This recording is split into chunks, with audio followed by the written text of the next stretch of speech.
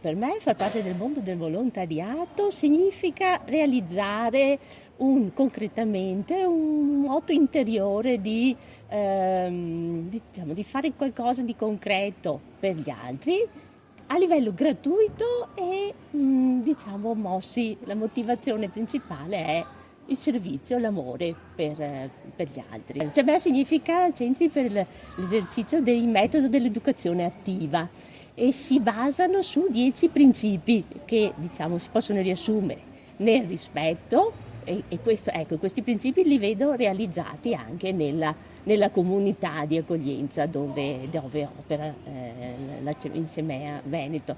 Allora, il rispetto per la persona nella sua complessità e nella sua interezza, globalità in tutti i suoi aspetti.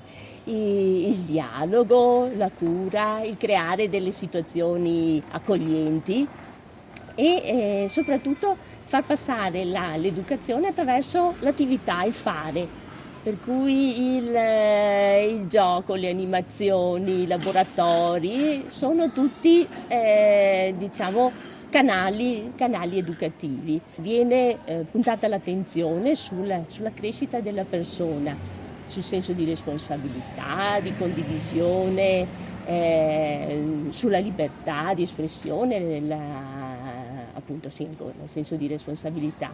E ecco, vedo che questi, con tutte le difficoltà, tutti i limiti, tutte le fragilità, questi aspetti si realizzano in questa situazione nell'ambito della comunità.